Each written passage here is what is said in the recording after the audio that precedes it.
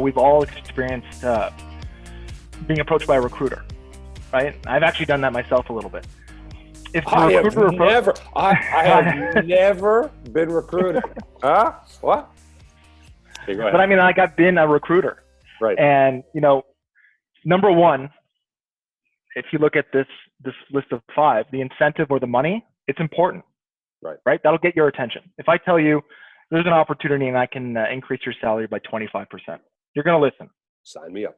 Yeah. But that alone will never get you to truly act and change.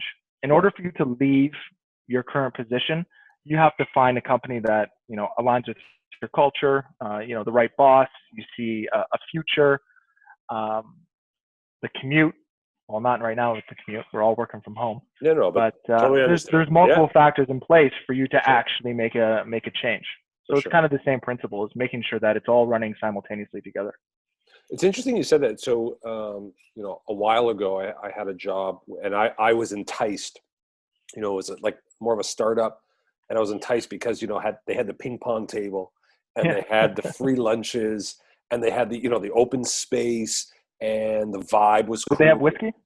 They did. You know what? They had Whiskey Fridays, and they had great people that work there, and it was downtown, so you're right in the downtown core, and it was all those things are great, but I got to tell you, the commute going down to get to that job, which was basically an hour and a half each day in traffic, so 3 hours a day, was a real detriment to my enjoyment. So yeah, when I'm there, it was great, and I had the food and I had this, but I dreaded.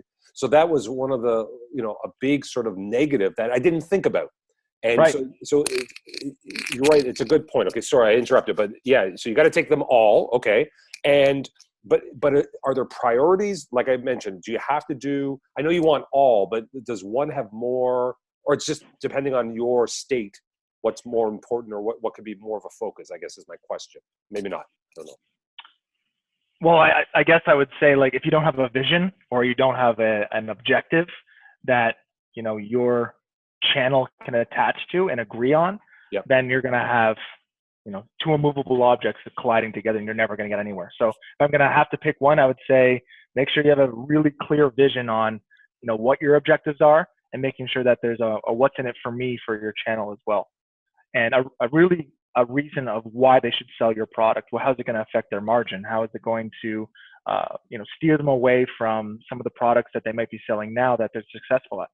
Right. Because more often than not, you do have a small percentage of your partners and a very small percentage of those salespeople who are driving most of your revenue.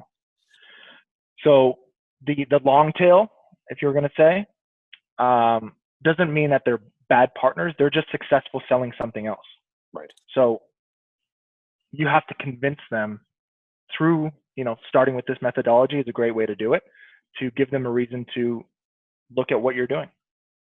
Awesome. I appreciate the insights and really good info today. So thanks everybody. Have a great week. Raise a glass of cheer to the channel. Cheers. Cheers.